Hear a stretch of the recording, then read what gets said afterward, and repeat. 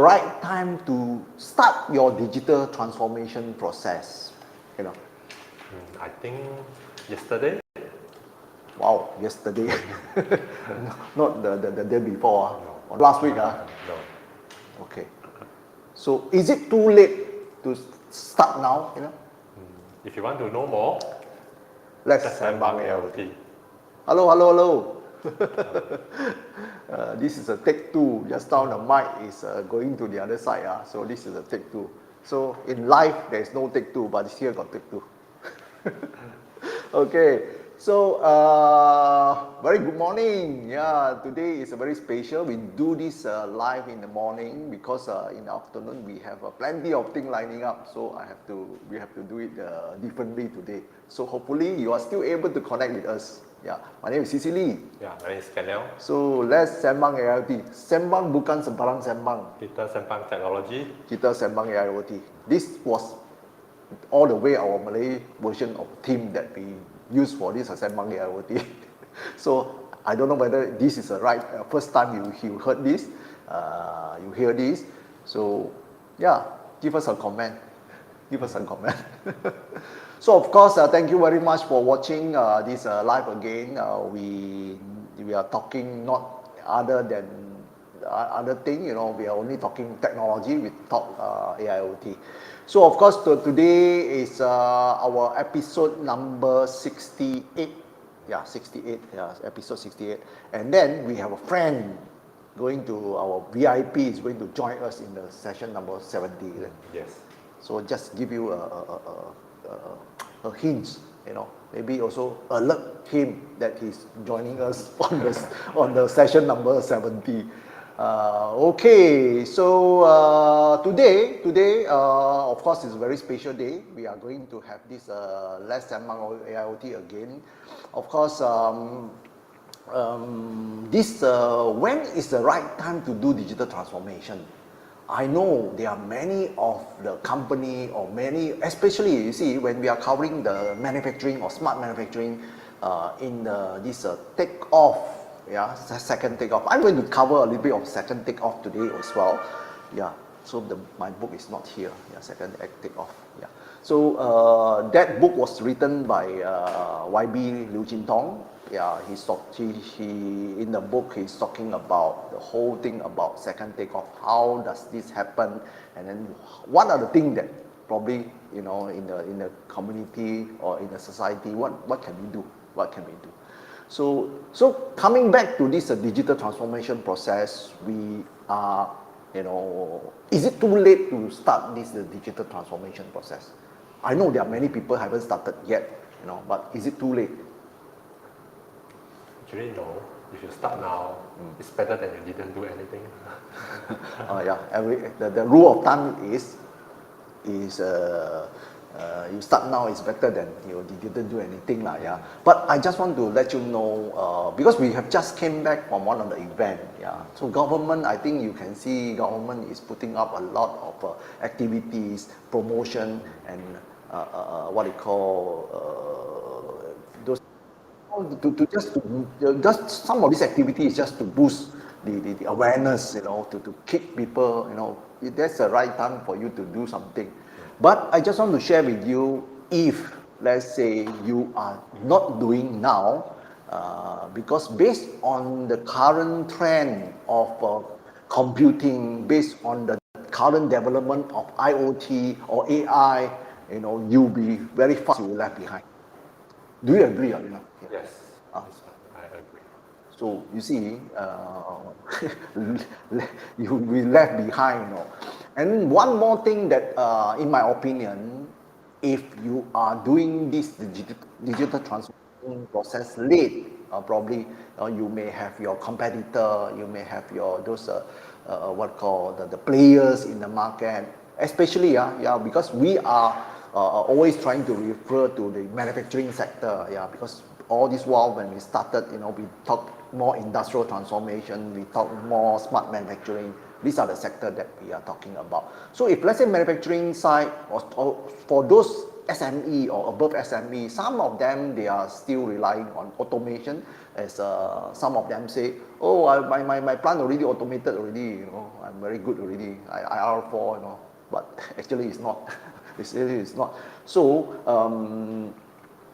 IR4 involved one of the key thing is where IoT and AI is concerned.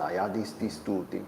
So you see, when the AI is developing so fast, if you are not doing this part of the process now, you'll be very soon left behind, because AI development is very fast right now. What kind of pace they are talking about?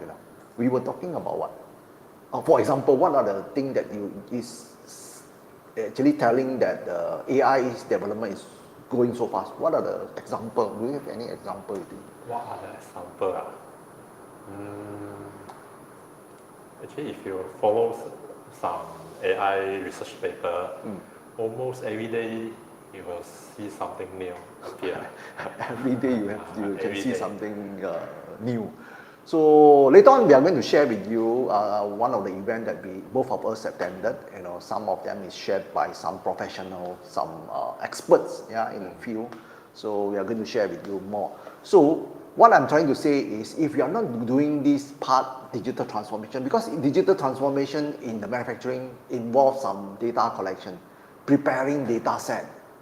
So data set, again, we were telling this part so many times, data is still very important. It's very important. So without data, you cannot do AI at all. So if you realize that 2 years later, your competitor already put up their optimization, their forecasting, their optimization and prediction things that's running, autonomous, then you starting to, that's a time, 2 years later, that's the time you want to start. You will end up what? You will end up starting to wanting to collect data. Because without data, you cannot do AI. So, if you are not doing right now, if you are not starting your digital transformation process right now, turning all these things to be a data set for you, you practically don't talk about AI yet, because you formalize all these data pool first before you can do AI. So if you are 2 years later only you realize, that means you are going to take another 1 or 2 years to really, able to apply this AI to do your optimization or whatever thing that you want to do. So is that correct, Arina? Yeah, correct. So, so the best time to start is yesterday. The best time to start is actually last year. Okay, so let's go into our this main topic today. We went to one of the event that is related. Before that, I forgot. Our one part is the second takeoff. Second takeoff. Let's share the slide. Let's share the slide. So we have this second takeoff in one of the book written by Y.B. Liu. As usual, the pace of reading this part is very slow, because this one economy is is not our main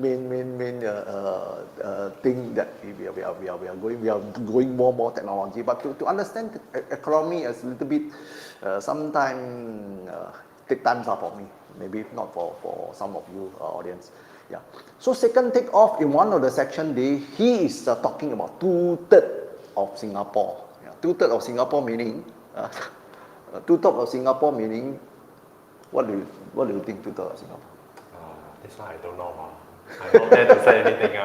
Okay, 2/3 of Singapore. He was saying that is because the in our last session, the whole book was talking about wanting to build a middle class community, correct? Middle class, that means in terms of salary, all those things, it must be above 4K and above something like that. That is the main trend of that kind of middle class society. So if some of the people who work in Singapore, yeah. So if you are able to pay 2/3 of them, maybe they would like to come back. Working in the own country better than at the other country, you know.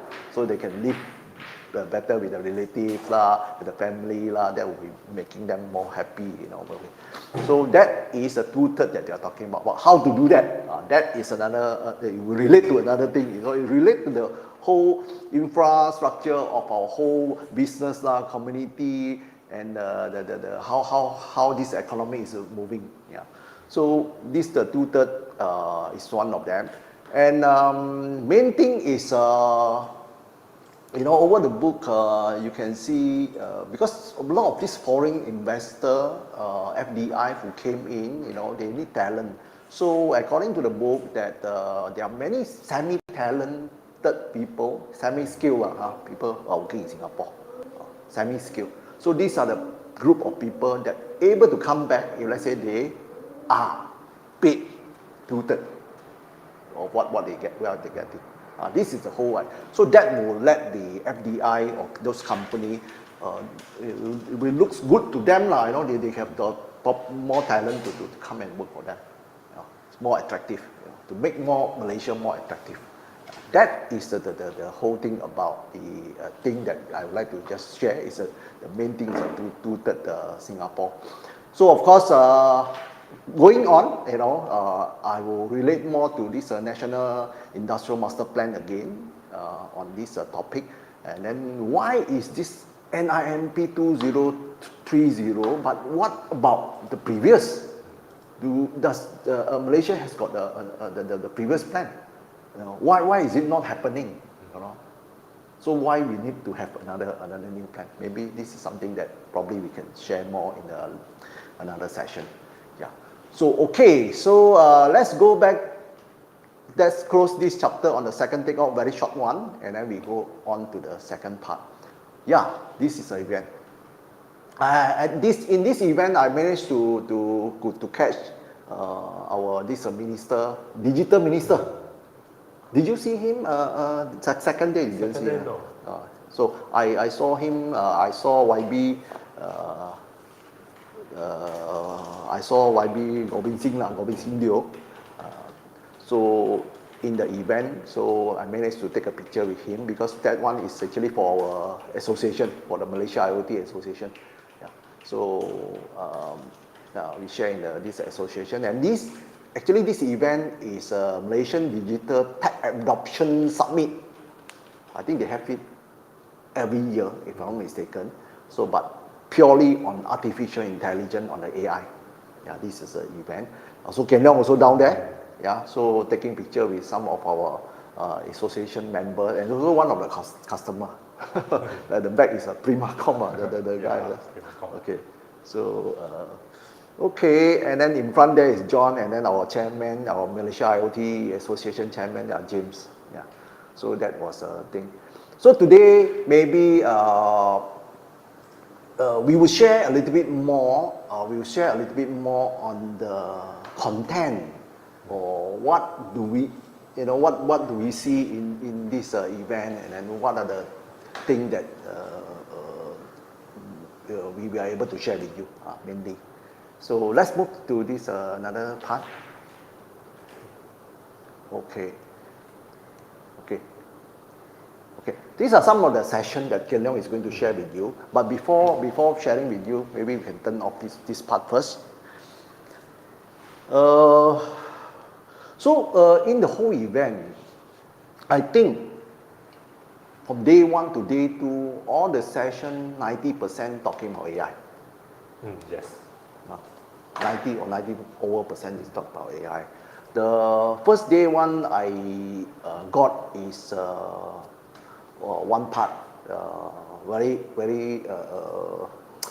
catchy thing is about quantum computing. Quantum computing.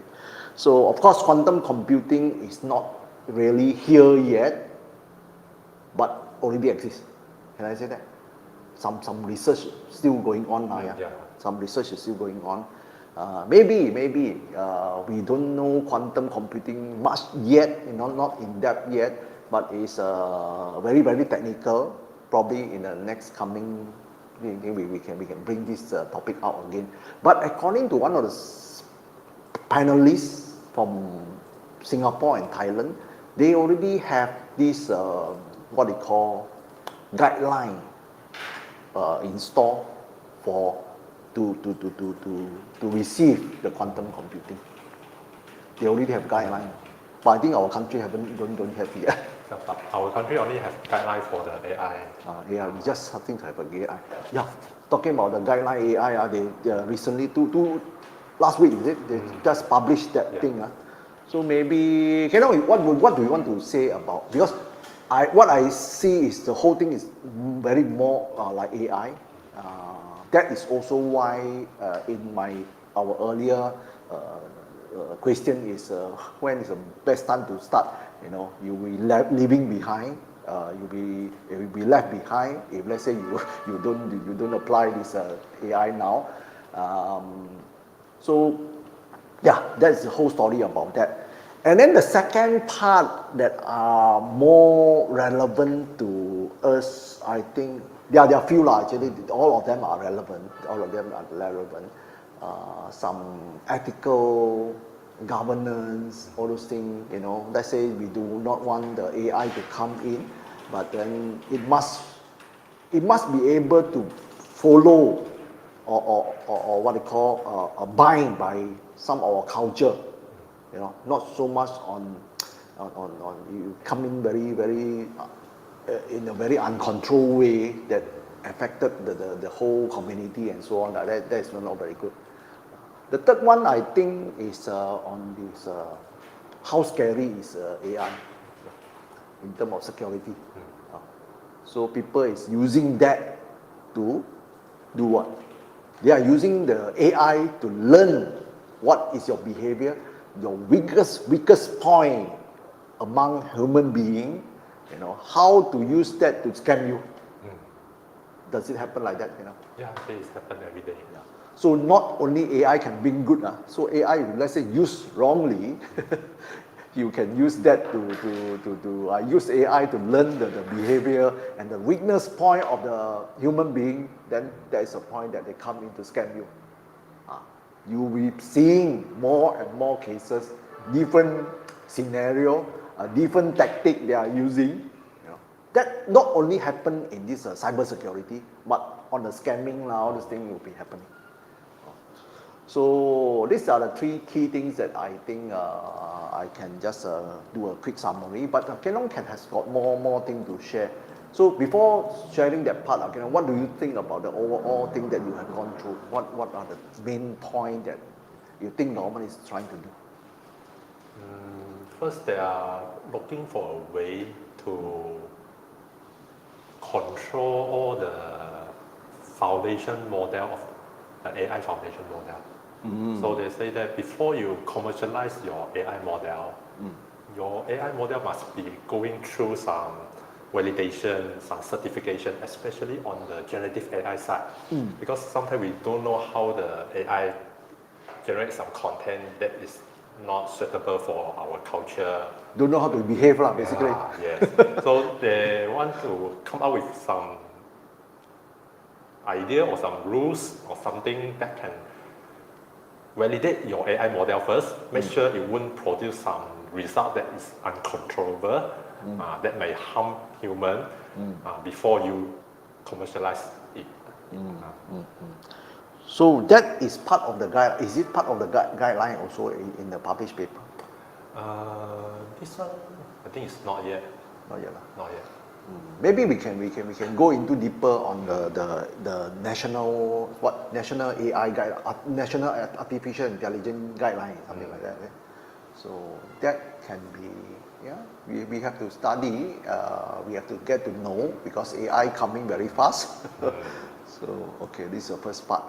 So would you want to go to the some of the session? Yeah.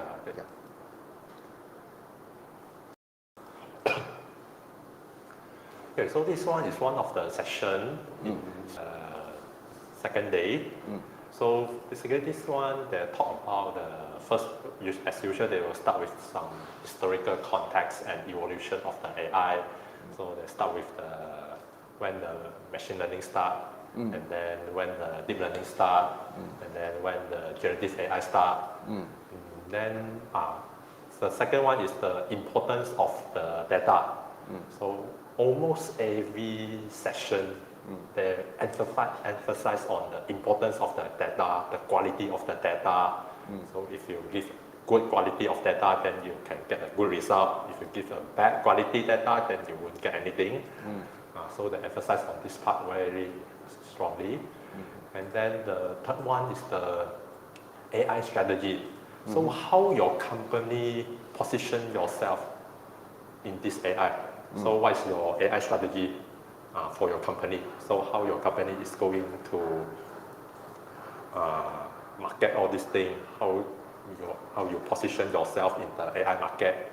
So they say the AI strategy, okay, but not very detailed on how you're going to do this. They only tell you the concept. And then the fourth one is the ethical and the social consideration.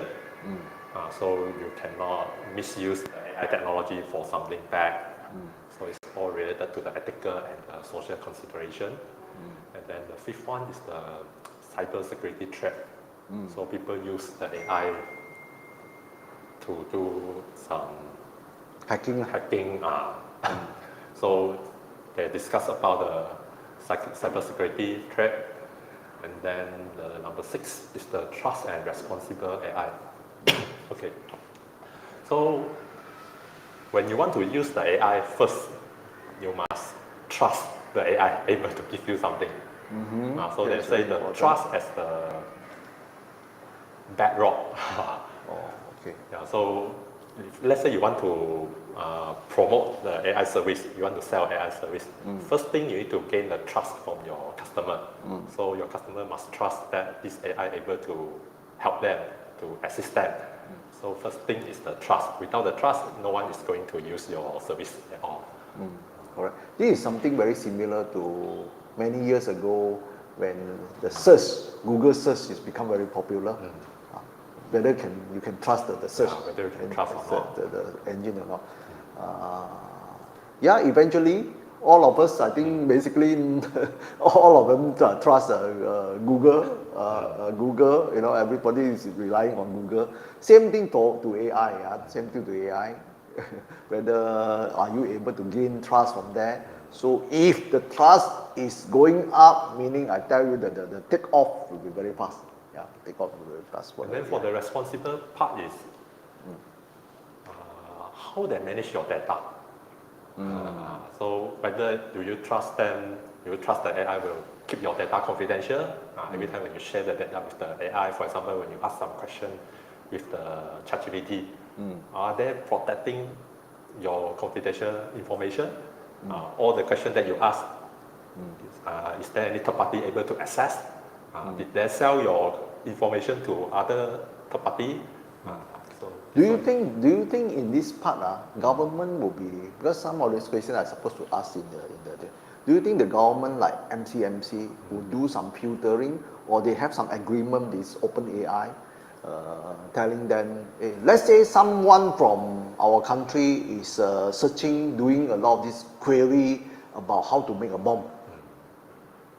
Let's say.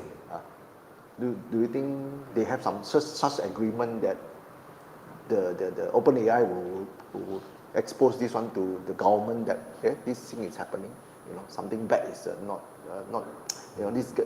this kind of thing is coming in? This one I'm not sure whether is there any agreement between government and the OpenAI, but the OpenAI itself, they already have some rules and regulations that prevent users. They prevent only they prevent. They prevent users to do such thing. I see. Because making a bomb, sometimes it's not. I will ask how to make a bomb. It's a kind of chemistry, which AI also don't know what you're trying to do. Correct? He is asking all this chemistry. Actually, that one is to make a bomb. Also can be like that. So okay. Okay, and then the number 7 is the global standard and fragmentation. So this one is yeah, they discuss. Sometimes we need a AI standard. So not a standard in Malaysia, a standard in Thailand, a standard in Singapore. So we need a global standard, so that everyone can follow the same rules, the same standard when you are developing your AI model. Right. So they hope there is somehow standard exists in the future. And then the last part, the call to action is, so actually they want to bring this awareness to the public and also to the government. So about how we're going to control the development of AI so that it wouldn't go into a wrong direction or misused by certain people. So this all basically some summary for this session. Okay. So by the way, so if you are watching us here, you are watching the Let's Sembang IoT channel. Me and Ken is sharing some technology and some of the IoT stuff, with you. So let's move on to the second session. So before we go to the second session, what do you think? Because overall, I see in the first session, these are still very fundamental, although fundamental, but it's necessary. It's necessary. That's why I think maybe government is foreseeing, or I think that the whole community or the society know that this thing is going very fast. If we are not doing right regulation, it will go on it's out of control. Out of control will be very dangerous. That is the first part. Okay, let's move to the second part.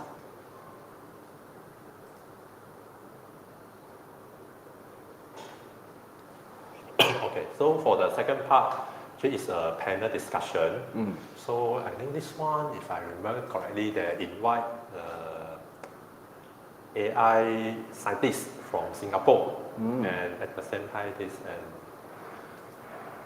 representative from our Malaysia government sector in this discussion. So they mainly discuss on the future role of AI and the big data in the healthcare sector. So because they say that the healthcare sector actually is one of the sector that generate a very large volume of data every day. They got a lot of data, but at the same time, they also face the issue that cannot get the data. So actually all the data is generated every hospital, so every day got so many patients come in, so they have all this kind of data, but the data only within that hospital. They are not sharing this information with other hospitals, so due to the patient privacy issue. So although looks like there's a lot of data, but very hard for them to get the data. So this is one of the issues they discussed during the section.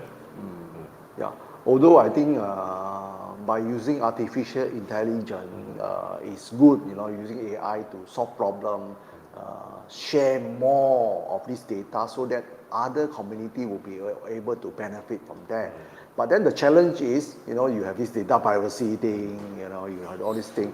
So I think, do you think the international data space thing will be able to solve some of this problem? Yeah, actually I think it's able to solve this problem, and actually during the entire day of the section, no one talked about data space.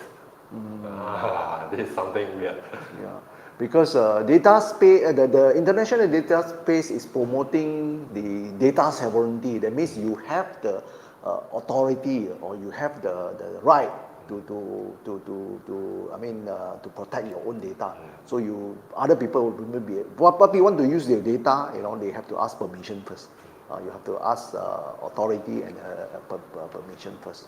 So okay, let's move on to this panel discussion side. Okay, so for the first one, the current landscape, actually they talk about actually Malaysia government got provide some grant for those who want to develop the AI application in the healthcare sector. Okay. Yeah. Okay. But they didn't talk very detail on this part. They just say actually Malaysia government got provide some support over here. And then for the Singapore side, okay, so they talk they also give some example, some AI application in their healthcare sector. For example, they use the AI to diagnosis the diabetics patient, whether their eye condition will getting worse or not. Okay, and then the second, the AI application in the healthcare. So basically, this one is something quite interesting for me. So when I hear the sharing from the AI scientists from Singapore, so they say that the AI can help their doctor in two ways. So the first one is the operational efficiency. The second one is the decision making. So for the operational efficiency is, okay, sometime after we see the doctor, so before the next patient going to see the doctor, actually there's a 5 to 10 minute gap. So actually what the doctor doing within that 5 to 10 minute gap? So actually the doctor is writing some reports, some review on your health status, what kind of medicine to give to you, is writing a summary. So they are using the AI to generate this kind of patient summary. Is this Some of, recording, yeah, recording, some recording, yeah. and then to summarize everything that they publish, we start, rather than last time they have to write, Yeah, the doctor have to write. Yeah, so Okay. instead of the doctor need to write the thing manually by themselves, so I think they use some device to record down the conversation between the doctor and the patient, and then when the session ends, and the device, the AI will generate a summary report. So this one, it will help the doctor to increase their efficiency so that you wouldn't need to wait so long. Okay, and then for the second one, the decision making.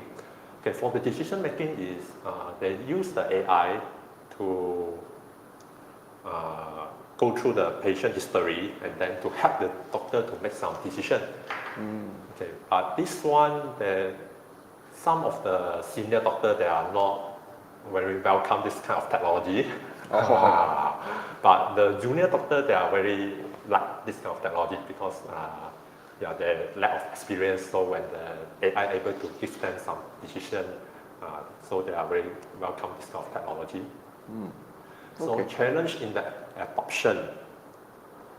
Yeah, the challenge in the adoption is sometimes people don't trust the result given by the AI. So when we ask the ChatGPT, for example, I have the headache. So what's causing this one? Sometimes the AI will give you, maybe you got a cancer, a tumor in your head. So the result. This is very similar to what last time when Google started to become very popular. Also this issue. Yeah, same thing I think apply to AI. It takes time to be fine-tuned, sometimes the fine-tuning is coming from our community. Less people will do, then AI will know, hey, this is not correct, something like that. Yes. Okay. So this also lead to the ethical and the regulatory consideration. So when your AI model, especially the Gen AI, not able to give some very accurate result, and because of healthcare is something what is called is related to life. So if you give a wrong information, it will cause someone dead. Right? So the ethical and regulatory consideration is very important. And then for the future outlook is so that feel that the AI able to it will bring more benefit to the healthcare sector. But at the same time, we need to also need to control how the AI gives the response to the user. So, having said all this, I think maybe we come to this part. But I will want Ken Leong, maybe we share the following session in the next coming session. Because that is very interesting one. I think it's relating to our Earth. Is it relating to our Earth? Yes. Maybe we do it in the next coming session because we were taking more than 35 minutes already.